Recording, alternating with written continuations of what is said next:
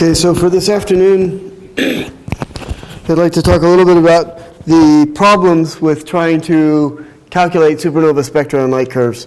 So I'm not going to actually go into the observations.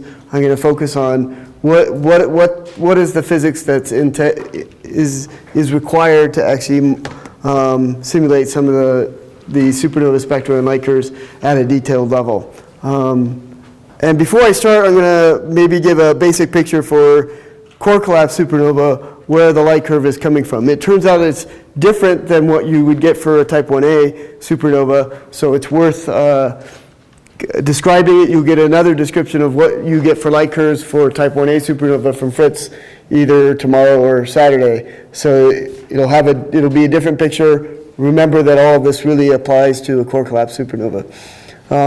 So what happens when you launch this supernova shock down at about 1,000 kilometers, it's moving through the star. At that point in time, the shock is moving way faster than the diffusion time for light through the shock.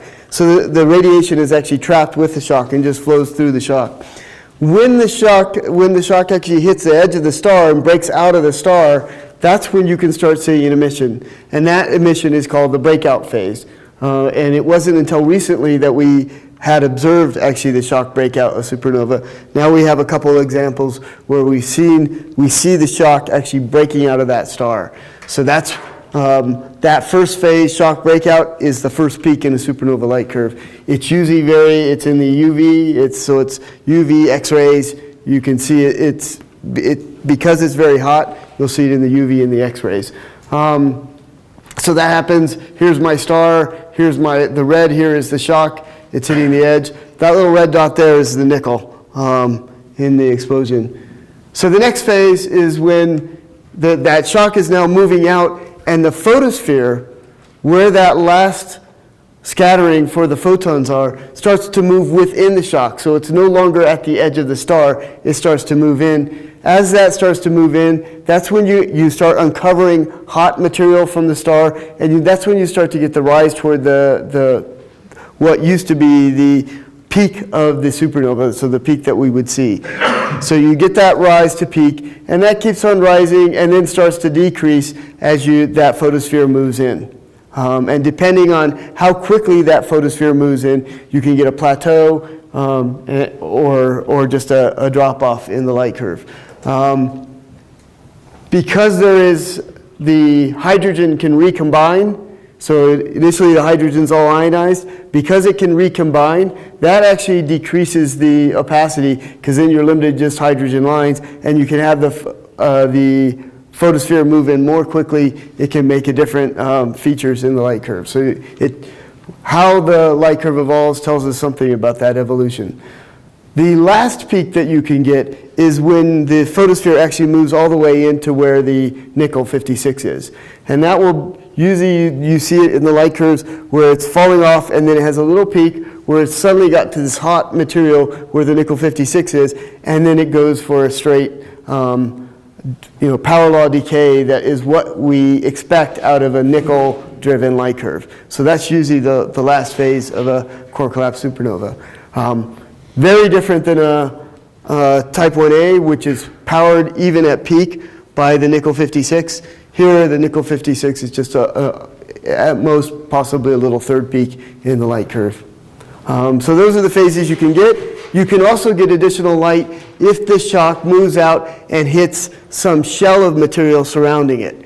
So if you had a common envelope phase where you ejected material, you now have a shell of material that the shock can hit.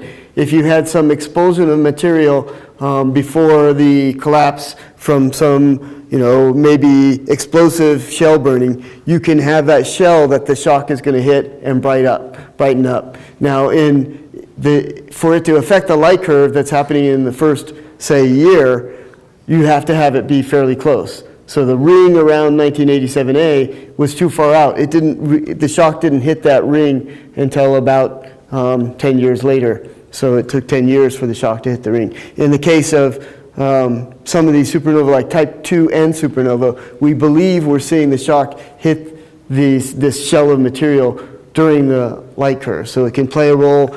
Interactions with these kinds of clumps have been used to explain type 2N supernova and superluminous supernova, at least a subclass of superluminous supernova. So that's the basic paradigm for the light curves. Now the question is, how do you model it? And it's a weird situation because there's a lot of difficulties. If you want to do first principles, all the physics correct, there's a lot of uncertainties that make it difficult to make good light curve calculations. There's the initial conditions, that's the progenitor structure, it's the circumstellar medium, any kind of mass outflow that you had in the light curve, the explosion energy, the explosion asymmetry, so you have the uncertainties of the explosion. That's actually what we would like to probe. That's what we would like to study with the light curves. The problem is there's all these other uncertainties, which include how do we do the radiation transport, so simplifications in solving this Boltzmann equation, and I'm going to go into some detail of how we do that. There's opacities, the number of levels that you use for the opacities, if you're going to assume local thermodynamic equilibrium for those level states, or you're going to assume that it's not in local thermodynamic equilibrium.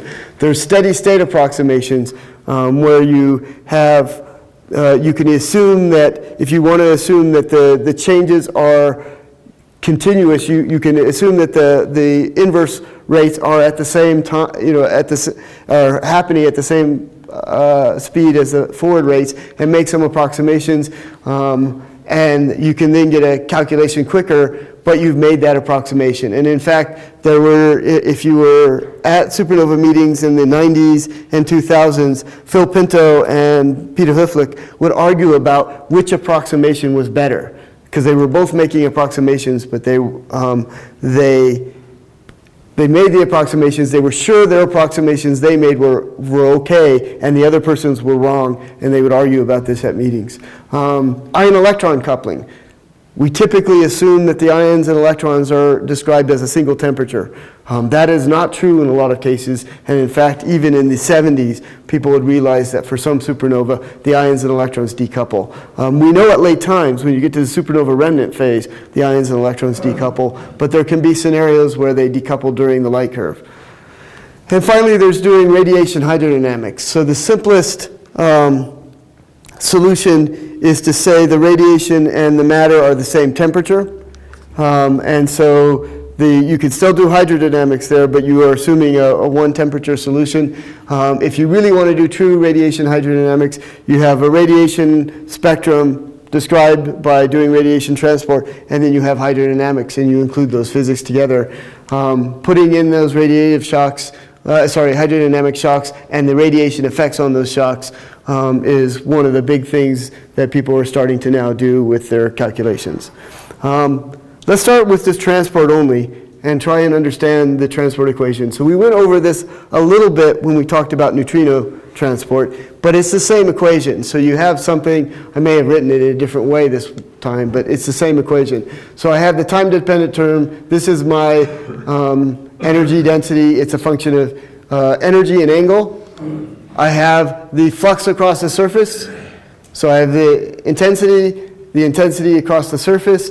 I have the scattering and absorption terms. These are ways that the intensity is decreased as it's flowing. So if I put it over on this side, it would be a negative answer. I have a source term, which is the whatever is radiating, whichever is driving radiation. So the material is hot, it's emitting radiation. And then I have the scattering back into that intensity term. So I have all these terms.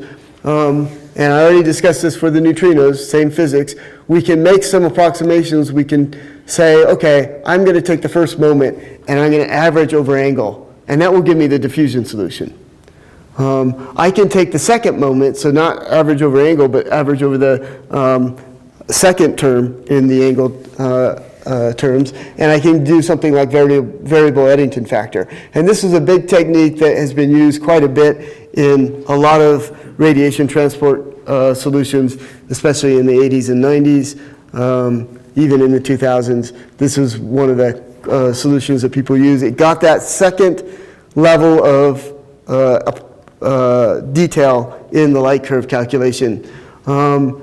You can also average over energy group. So if you say I'm just going to have one energy group, make a gray transport, I then have to choose how I do the opacities, but I can have a Roslin opacity, a Planck opacity, and I can do the calculation.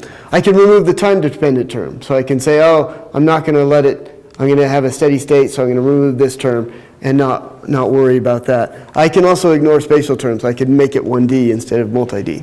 So these are the kinds of approximations you do. If you wanted to do a full up, you would have to somehow discretize the angle. So there's lots of methods that people have used to discretize and so on. These are called discrete ordinate methods in the transport community. One is to say, okay, the intensity is described as some value of intensity at value n, where it's 0 except at some angle, and then it's a delta function, so it's 1 at that angle. So you have, I'm just saying I'm going to take m different angles and describe my flux through those m angles. So they're like bins. I've binned it into angular bins. I think for neutrino transport, this is what was done with this Boltzmann transport, or the Boltztran that Tony Metzacappa used. And then you can put that into your equation and solve it.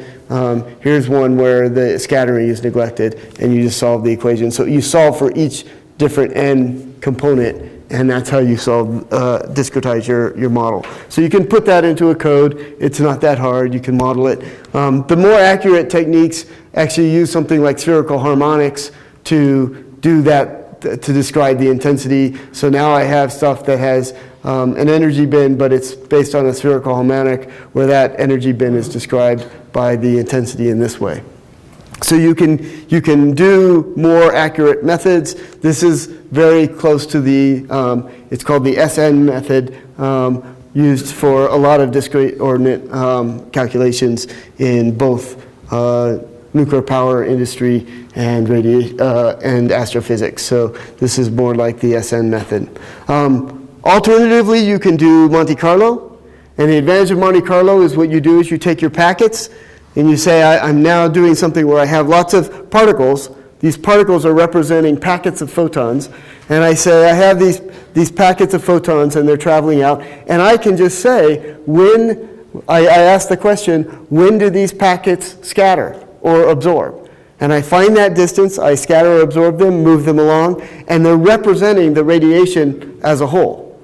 Monte Carlo has the advantage that it's fairly simple to code, it's easy to add the physics, there's not any negative solutions, so it turns out with these spherical harmonic solutions you can get a negative flux or negative intensity in some places, and that's usually not quite understandable to your hydrodynamics code. With the Monte Carlo, it's fairly simple to add the physics, there's not these negative solutions.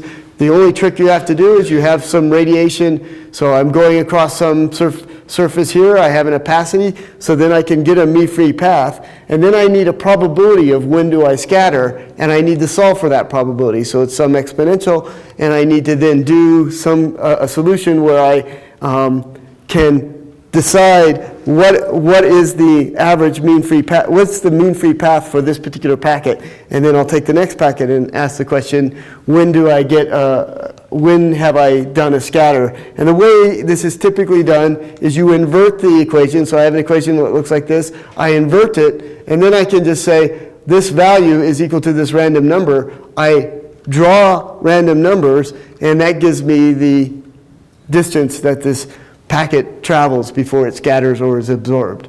So I can actually just then sample, and I model as many packets as I could possibly do, and I let them travel, and I ask the question, okay, what did they deposit energy? And if they're absorbed, they deposit energy. I have source terms to create more packets, and I just model away. One of the tricks, the only problem with this is if you're doing that, if you have a lot of absorption and you're taking pretty big time steps, the packet is absorbed, it should have re-emitted, and you haven't included that effect where the re-emission might occur. So the trick that they've done, and when they do implicit Monte Carlo, the trick that they use is they say, I'm going to re-emit immediately, so I'm going to treat some fraction of the absorptions like a scattering. And so I'm going to treat that, I need a fraction, we call that the Fleck factor. So it's Flecking-Cummings, implicit Monte Carlo. I can then allow it to absorb and then re-emit, And that gets a more accurate solution than just saying, I've killed the packet and I have to wait for a whole time step before I emit again. So it allows you to take bigger time steps, get slightly more accurate answers. These kind of transport methods are worked a lot at the National Lab. So radiation transport has been something that they study a lot, both for neutrons and for photons. And so they've devised a lot of tests to see how well different schemes work. So here's a test that Brunner from Sandia National Lab designed, where let's see if I can get this right. The red squares, and we'll see if I'm right when we look at the simulations. The red squares are high opacity regions where there's a lot of absorption. The blue squares are regions where there's just a small scattering opacity. So, and then this white square is where the radiation is going to be emitted. And we're going to look at a series of calculations where we emit this radiation and watch how it flows using different approximations for the radiation transport. So here's diffusion. If I just do a simple diffusion calculation, I've averaged over angles. The diffusion, the material diffuses in, and then it's getting through that hole. Here's those high opacity regions. The red is hot, the blue is cold, so the radiation is flowing out and then coming through these angles. The nice feature, well, the feature of diffusion is it flows through corners really well. Radiation, if it has some angular dependence to it, won't flow so well. But in the diffusion approximation, we've assumed that we've averaged over the angle, so it just diffuses out fairly well. You can correct for this a little bit with a flux limiter. That slows things down a little bit. It makes sure that you are never going faster than the speed of light. In the diffusion calculation, you can actually go faster than the speed of light. So a flux limited correction can prevent you from going too fast with respect to the speed of light. That's why this one hasn't moved out quite as far. The radiation in the diffusion has already leaked out all over here. This is radiation going faster than the speed of light.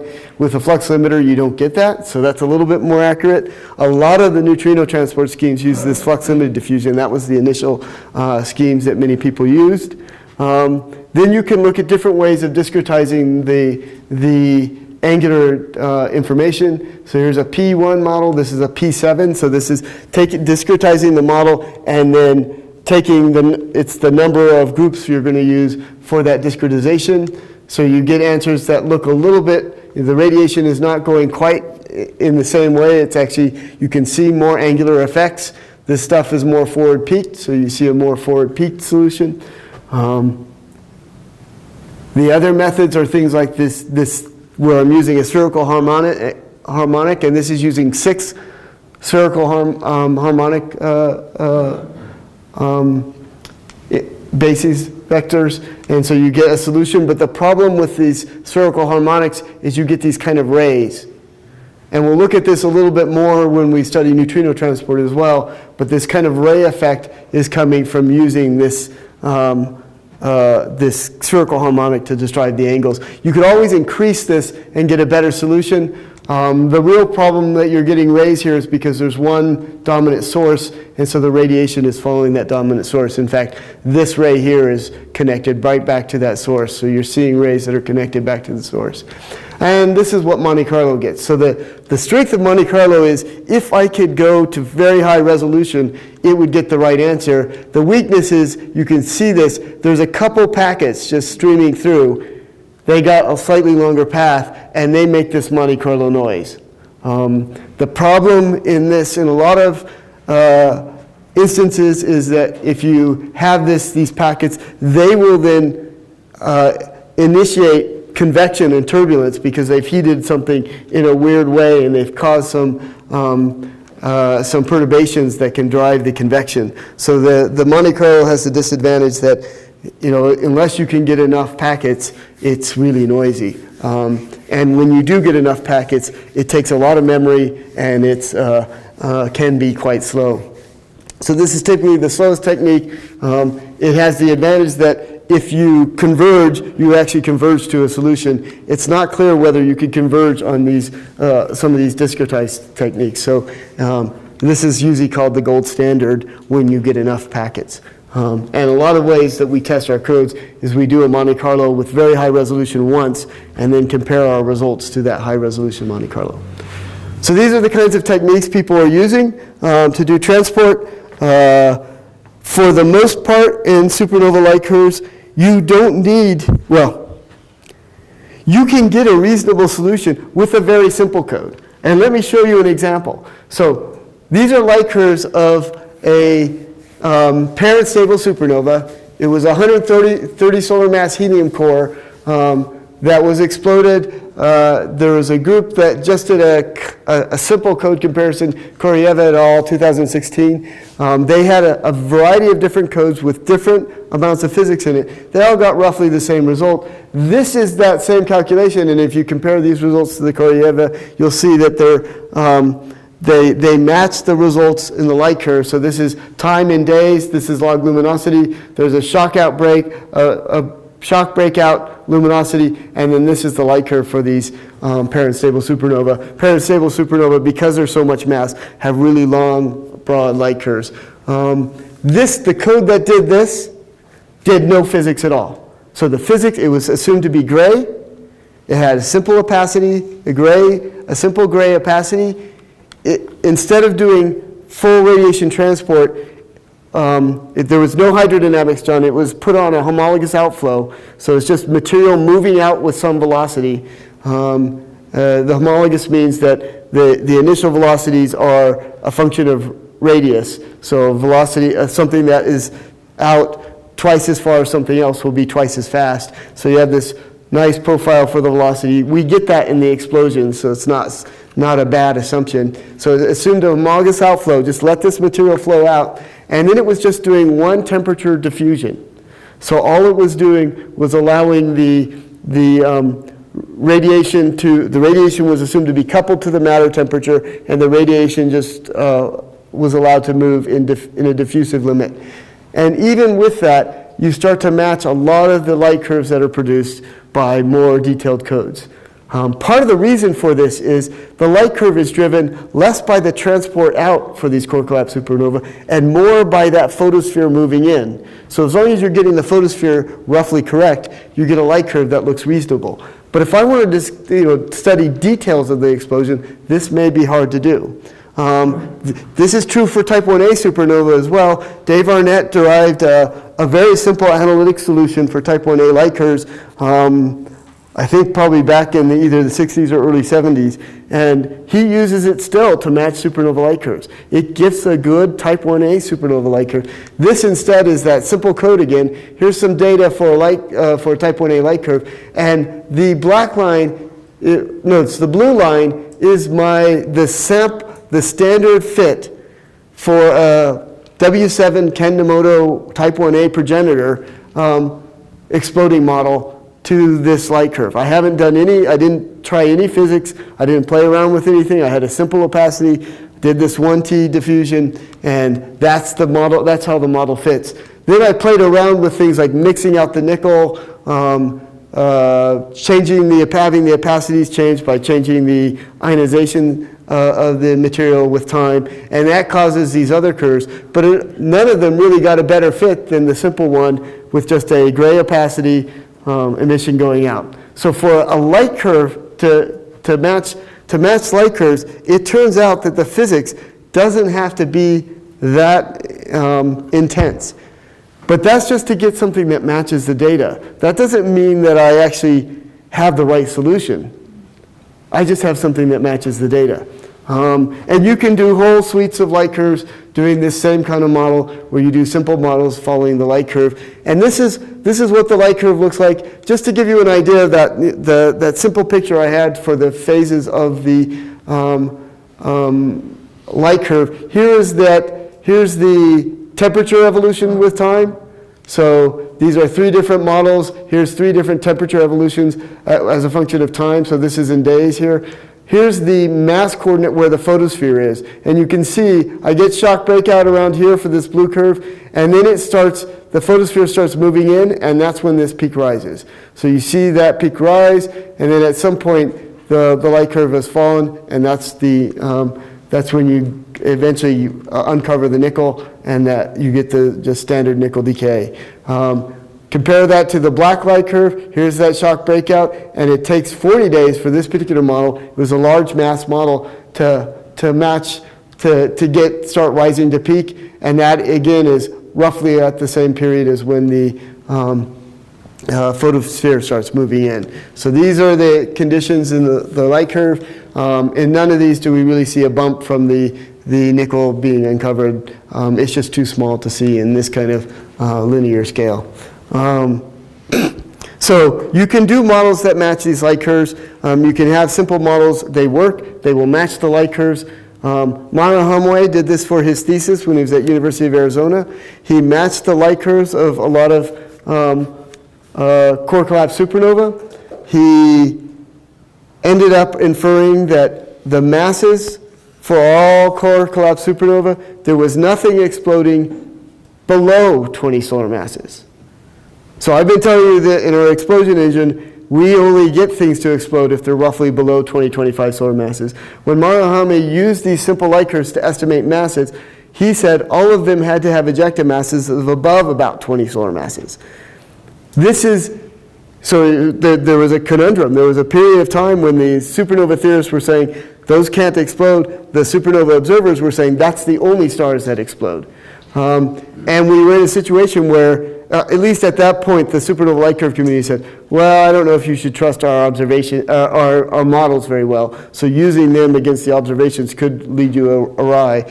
And now we know, because we've actually observed a lot of progenitors of core collapse supernovas. So we have images of them before they explode, and all of them are below 20 solar masses, except for one that has an error bar that's above, could get above 20 solar masses. But most of them are in this 8 to 20 solar mass regime. Half of them are below about 12 solar masses for the progenitors. So the progenitor masses are low, but the light curve models overestimated the ejecta mass. And there's lots of ways things can go wrong, and this is what makes it difficult to use light curves to really constrain your progenitors. Simple models, what you can use them for is to understand trends in the light curves. So these are a series of models done by Janie De La Rosa, where she's playing with the stellar radius. So this is initial star radius of 115 stellar radii. This one's 143 solar radii. This one's 413 solar radii. Here's the luminosities as a function of time. Then she played with things like the total mass. So low mass, high mass ejecta. She played with how hot the shock in the supernova made the material. So that produces different answers, and she played with things like how much nickel mass did you produce. So you can see a lot of different features. Some of them you get a place where the shock breakout peak, if it's really hot, the shock breakout peak is stronger than even the peak at later times, the peak that we normally observe. There are models then when the shock breakout is very dim. So you can get a range of answers depending on the conditions of the supernova. And so the idea is perhaps we can understand these trends well enough to start to get a handle on the supernova light curves. You can do things like ask what's the peak luminosity of this shock breakout versus the duration of that peak, and try and match it to supernova that are observed by that peak. And that might give you a first hint at what the supernova conditions are. Once you do that, you then have to do these detailed calculations. So you can get away with getting some results with these very simple models. The problem is that they are simple models and you can't trust them quantitatively. In addition, resolving the photosphere is hard. If you don't resolve it, you get a different answer. So here's a series, the same explosion, but just resolving the photosphere at different levels. And you can see that I'm getting different answers at the peaks. They're moving a little bit. If people are not resolving the photosphere, they will get a different answer for sure.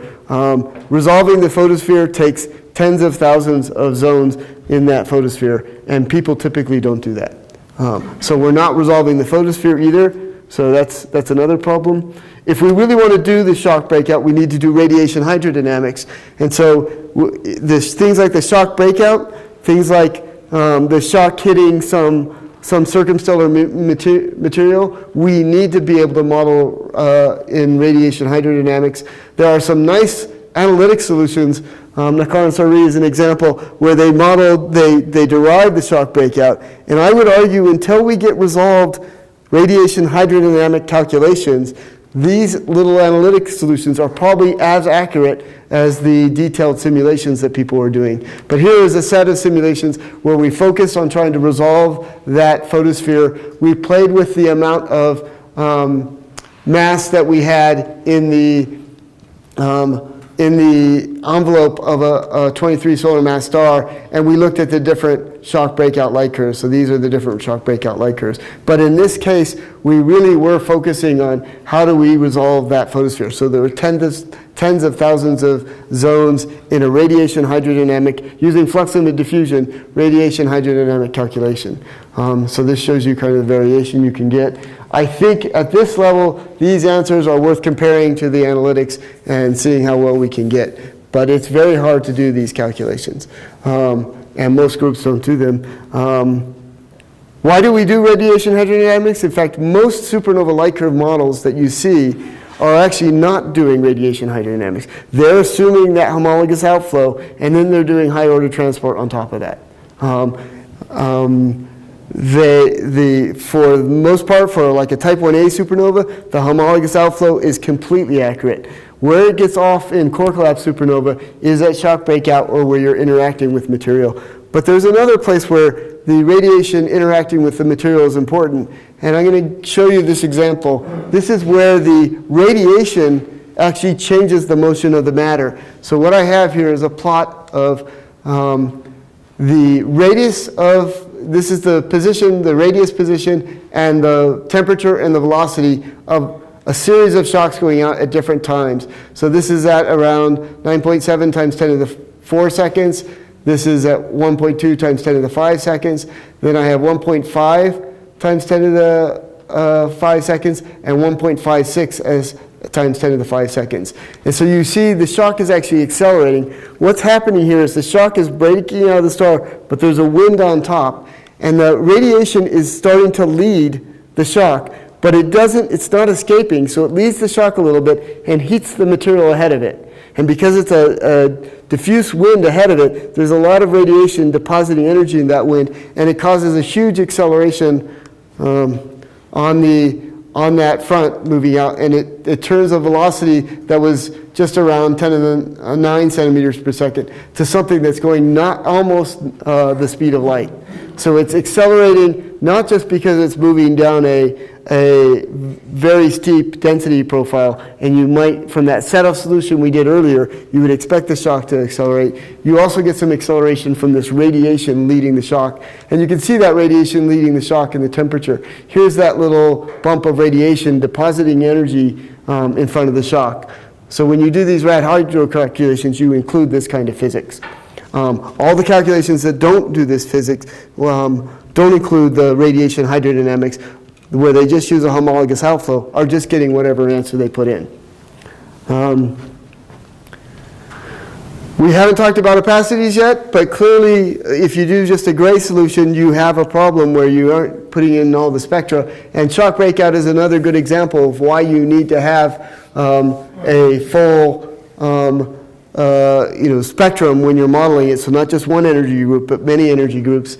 The shock breakout actually occurs at different times for different energy photons. So these colors are different energy photons, and the luminosity as a function of time for these different energy photons. So you see shock breakout happening at different times. This is in nanometer, angstrom? Looks like angstrom. So you can see that at the very beginning you get a shock breakout in the X-ray, UV X-ray, and then with time you get emission in different wavelengths, but they break out at different times. So they come and they peak at different times. So if you don't do the full energy spectrum, you aren't going to get the right answer. And that gets us into, okay, that means we have to do opacities. And I'm going to use a non-supernova example to study opacities, because it really shows you how bad it can get with opacities. And that is these kilonova models. Friedel talked about neutron star mergers, they produce ejecta, and that ejecta gets sent out. You can ask the question, can I go look at these objects, these double neutron star mergers, can I see them in the electromagnetic spectrum? So people propose that they would make light. The R process elements are radioactive, they decay, they deposit energy. So it looks a little bit like a type 1A, you can imagine. It's depositing energy in the gamma rays and in electrons and alpha particles. Those heat up the material, then they emit. So you can possibly solve them. The problem with the R process, which is an extreme in doing opacities, is that you have these lanthanides. There's these 4F4 subshell lanthanides that require a large number of, you have a large number of structure levels and configurations. So if you only use 25 of the configurations in these opacities, you end up getting 27,000 levels and 300 million lines. So it's a terrible calculation. The reason I'm showing you this example is because I convinced a poor atomic physicist at Los Alamos that he wanted to do these calculations. So he started working on this. And these are the first attempts he was making when he was studying Sumerian, Z equals 62. He put it at a temperature of 0.5 eV, density of 10 to the minus 13 grams per centimeter cubed. He said, I'm going to do the 25 configurations and see what I get. And this is the mess that he gets for the lines. So he gets a huge mess of lines that he's trying to calculate. And then we said, okay, what do we do with this? I can't do anything with this. We have to somehow decide how we implement these opacities into their code. So there's a huge literature on this. There's a book by John Castor that goes into detail about how you can do opacities in a homologously expanding medium. Pinto and Eastman studied this kind of expansion opacity. That literature is based on first assuming that if I have a strong line, a photon going through with a moving medium will not spend as much time in the line as you normally would, because if it moves a little bit in position, it's now being Doppler shifted in a different direction, and it can get Doppler boosted out of the line. So you reduce the line strength because of that, and that's the Sobolev approximation. Then Karp and later Pinto and Eastman said, now we're going to take that reduced opacity and then sum all the lines together, bend them together to make a simple, I want to only use 100 groups, I don't want to use 300 million lines, so I want to bend them into groups of energy, and they use that sum to then get an opacity. You can do this. We have done this the sum in a slightly different way, but the thing that you have to bear in mind is apparently these atomic physicists, when they calculate their lines, so you saw my nice line structures here, when they calculate their lines, if they're narrow they're thermally narrow, and they don't overlap with a grid point in their code, they throw them out. So they don't include them. If you get them to include them by widening those lines, say broadening them, this is that opacity if they were throwing them out. So they threw out a whole bunch of lines here. When I widened them and said, give me all the lines, this is the opacity you get. So if you just go and grab a random opacity from some group, you may not be getting all the lines. You have to tell them, I want all of the lines, or you won't get them. So there's a lot of calculations where you're not getting all the lines. This was the first change we realized in the opacity. You should already start being worried here. We had some holes here around 0.1 eV. I was going to get a lot of radiation out at the 0.1 eV, maybe even 0.2 eV range. When I start including all the lines, I suddenly increase the opacity, and now most of the radiation is going to come out in 0.02 eV and 0.03 eV.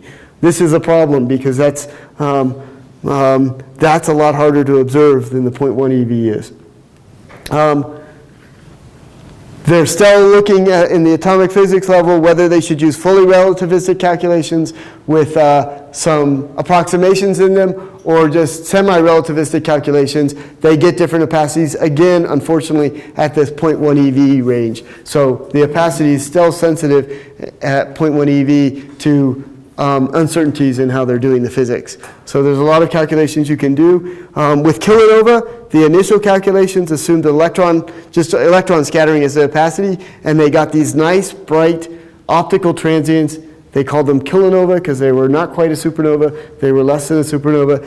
Kilonova or macronova, they were all good. They told the observers, go observe these things, and in fact, observers started observing them until we started telling them the opacity is much stronger in the optical than you thought. And in fact, the optical light curves for these now with these new opacities tend to die off in the first day. And so you get something bright, but you have to be on it within one day. If you want to see it at late times, you're going to have to look at the near infrared. Well, even the near infrared, it starts to die off. You're looking at the tail end of the near infrared or the mid IR where the light curves are brightest.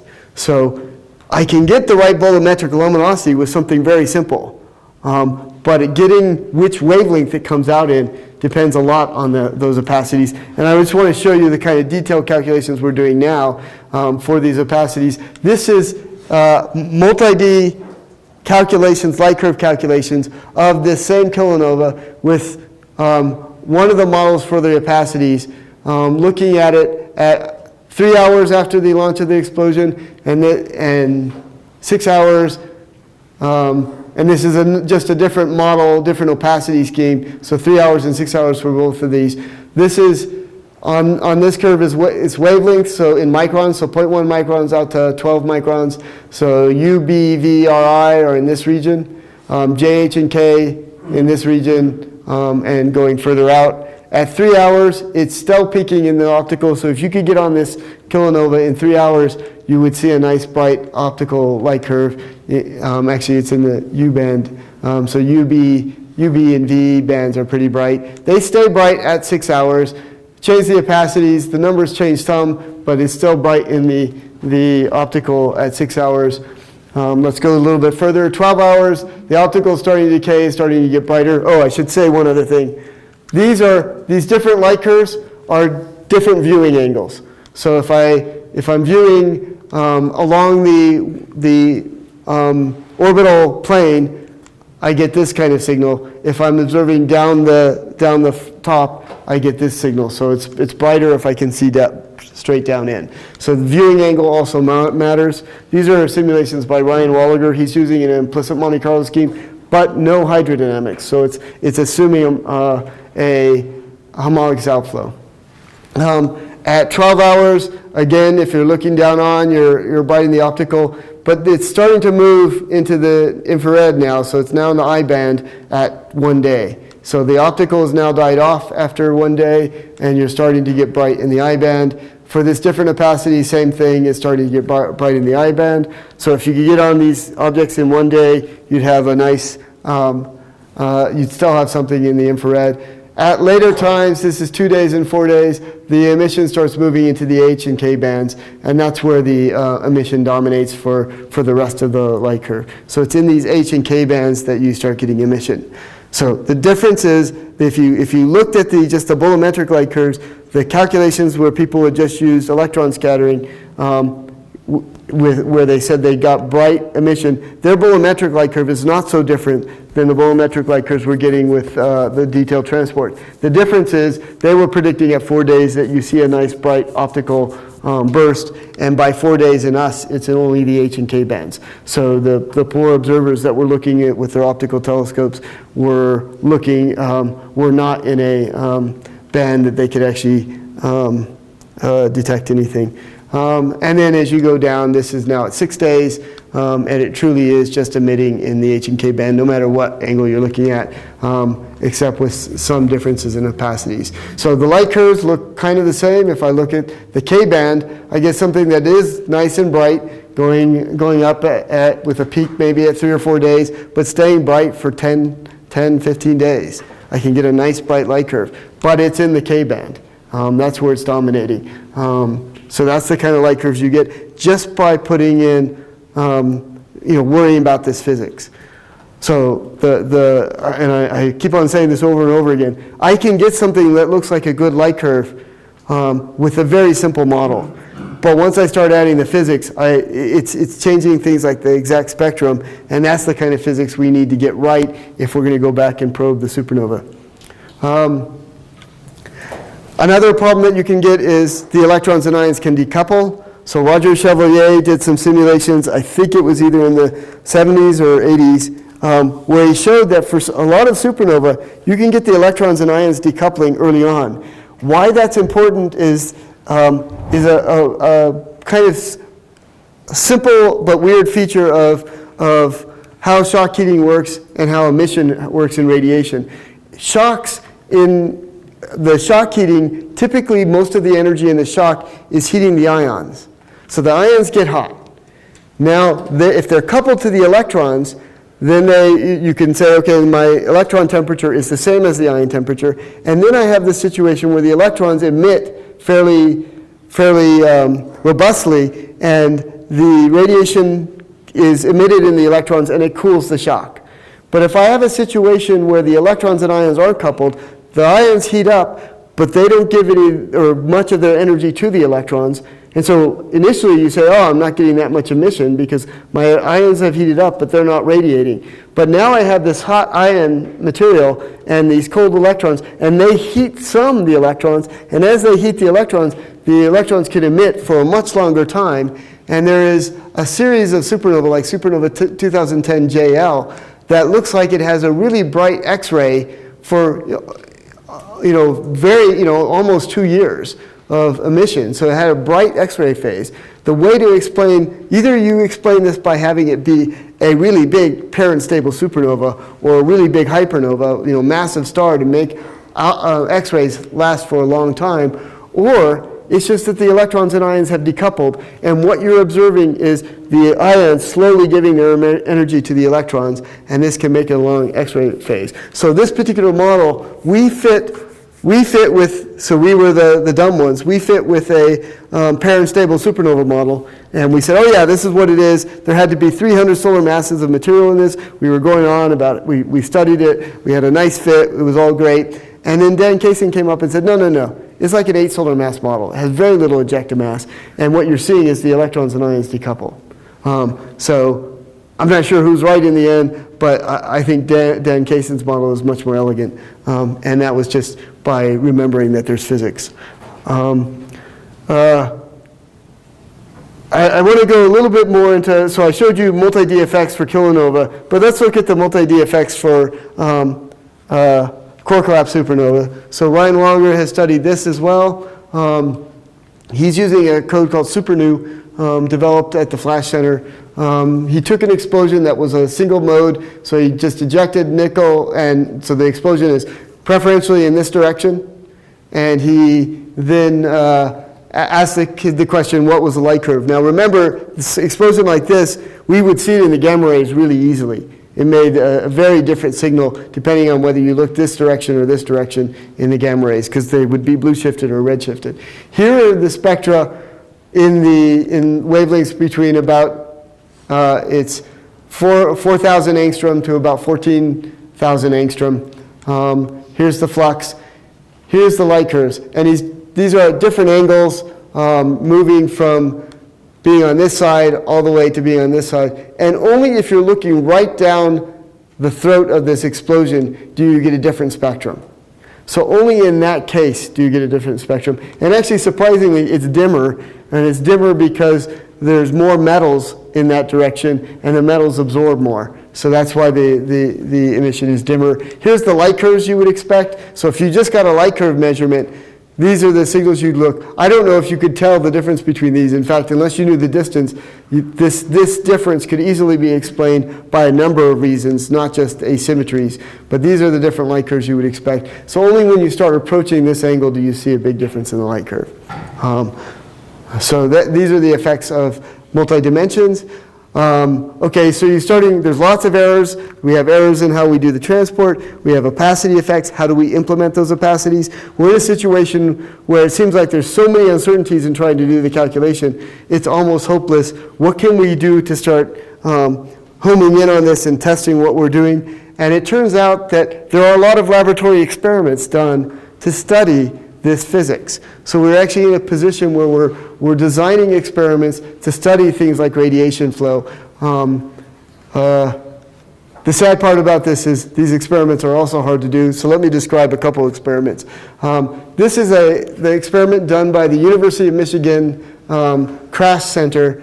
What they did is they took a tube filled with xenon, they put some beryllium at the bottom of it, they shot a laser at the beryllium and watched a shock move through this tube of beryllium. Now I will point out this is actually a simulation of it, not the experiment itself. And this is not the scale. The tube of xenon is about,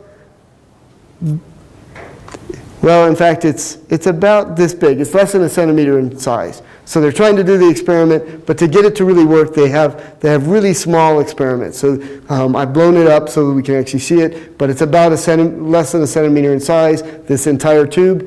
They run a shock through it. The reason I'm showing this image is it actually shows a lot of the physics that goes on. They ran this experiment, and they had a code that they were doing the calculations on, they were testing. It was a flux limit diffusion code. They had this boundary wall from that was holding the tube, it was the tube that held the xenon in.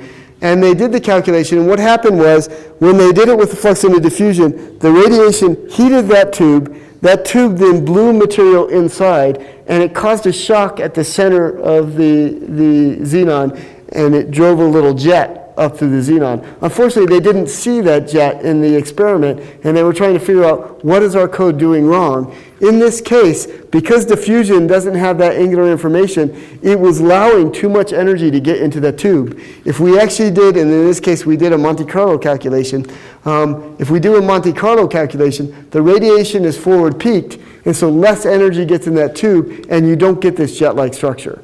So this experiment did tell us there are problems where you need to have that higher order transport. And this particular radiation experiment was that.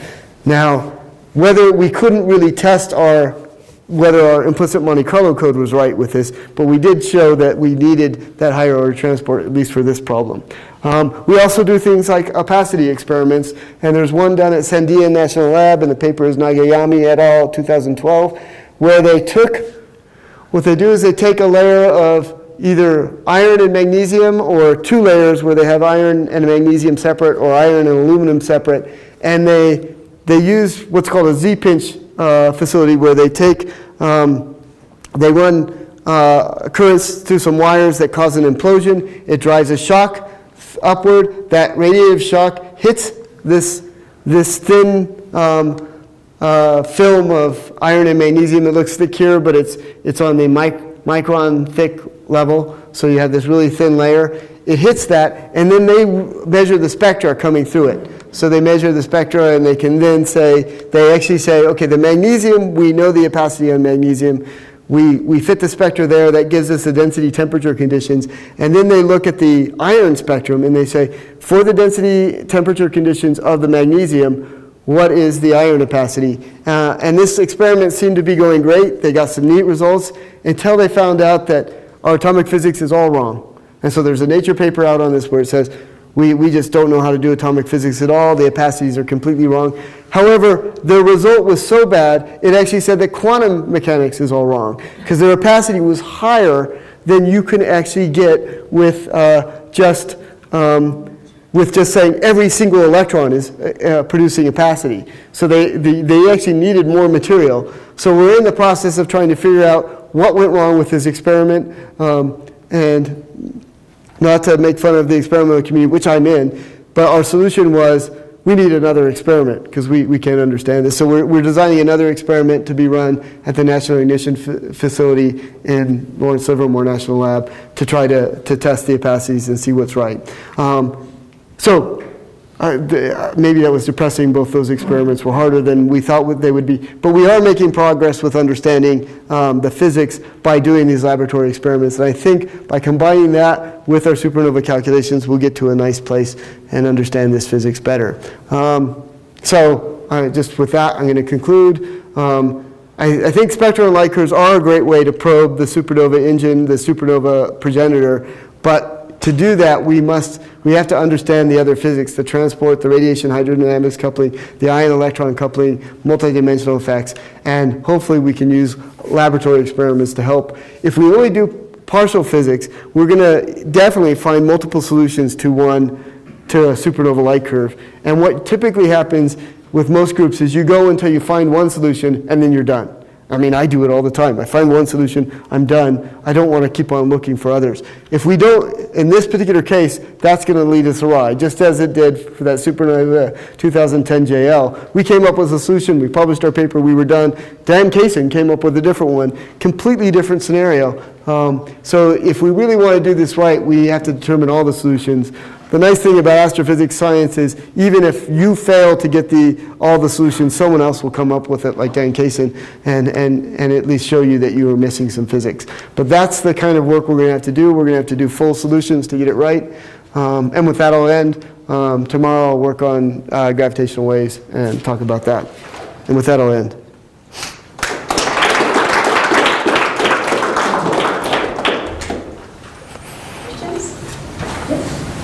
I have several questions. First, how many kilonova did we observe?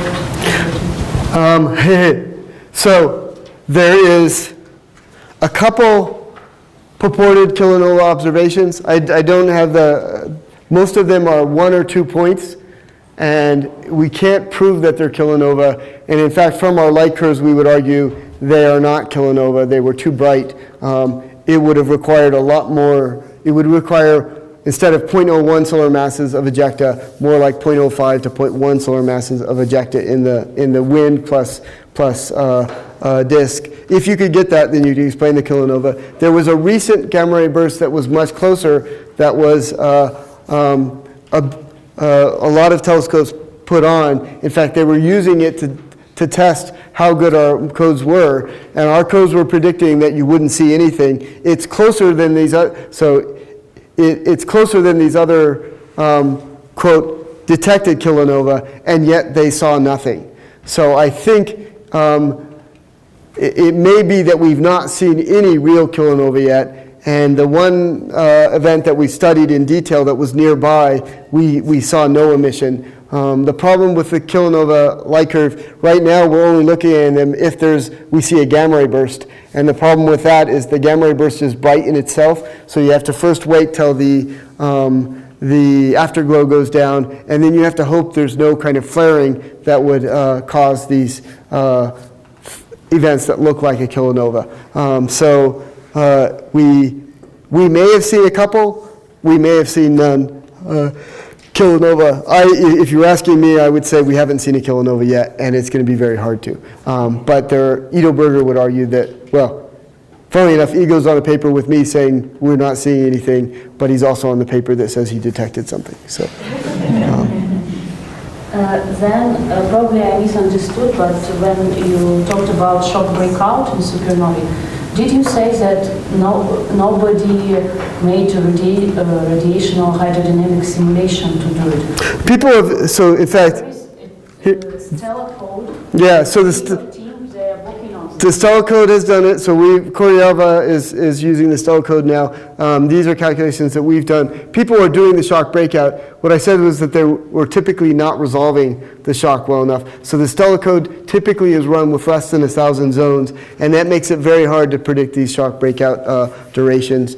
And they get different answers than what the simple analytic gets, and the simple analytic is probably more correct. Even I'm throwing my simulations in that batch as well. So we've done some code comparisons with the Stella code, but if you're doing shock breakout with only 1,000 zones, you're not resolving the photosphere well enough to really get the answer.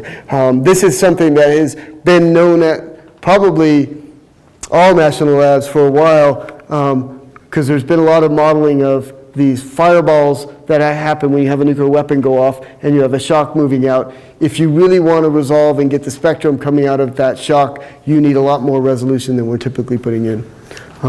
There's ways to make it get an answer, but it doesn't mean that it's the right answer. So resolution is critical there, and typically the light curve calculations are for the shock breakout are not resolving that photosphere as well as we think you need to do it, including these calculations here. Another question? Yes, please. Then when you talked about this very simple models and gray models, and then that you show that you are able to fit some observations. How to say? I would say that you can fit the observations with a lot of variants of models, and it's not to say that your model is correct. It's not enough just to fit the data, because there should be some double check. For example, for some supernovae, we measure the photospheric velocity, and if your simple model fits the data, but the photospheric doesn't fit photospheric velocity, you should not consider the model as a real. And so that's easier to do. The photospheric velocity is pretty easy to fit as well. So a lot of these models, even with the simple codes, you can get the photospheric velocity, you can get the bolometric light curves. Where you usually follow I is when you try to match the spectra. And so depending on what level of detail the light curve is, you can get simple models to fit better or worse to the data. It's usually at the spectra level that you fall, it gets difficult.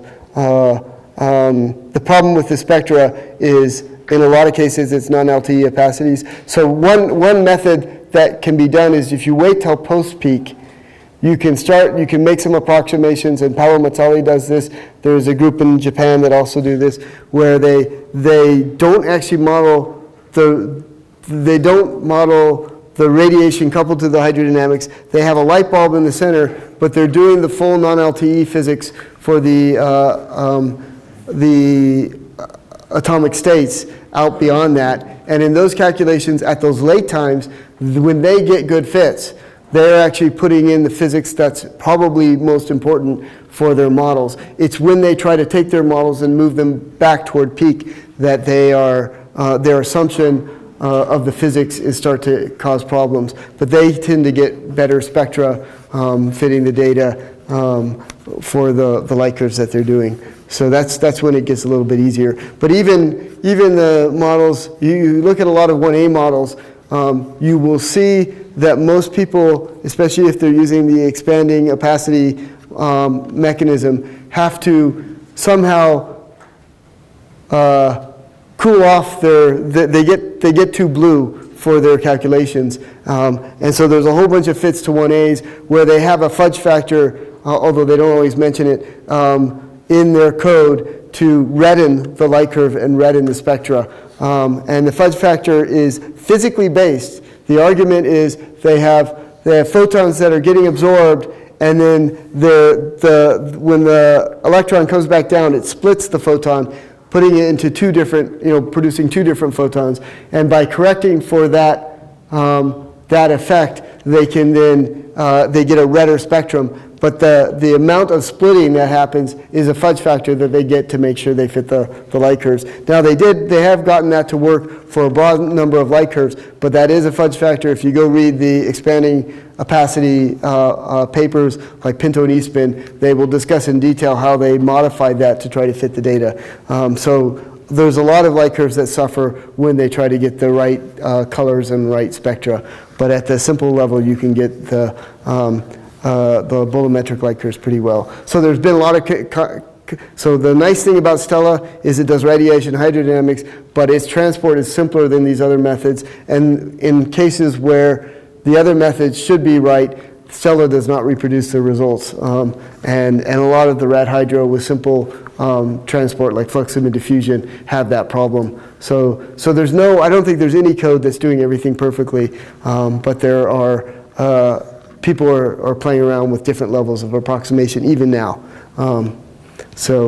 There's been very few full transport rad hydro calculations done. Dan Kaysen has a code that does do Monte Carlo transport coupled to hydrodynamics, but as far as I can tell, he's never published a paper using that code to match data, a light curve data. He used the code to show that he can do it, but I have not seen a light curve of his that looks like he was using the Monte Carlo. I say that in a roundabout way because he doesn't say which version of his code he's running when he does the comparisons, but I think most of the time he's using Monte Carlo, but in a homologous outflow, not in a rad hydro coupled way. Last question?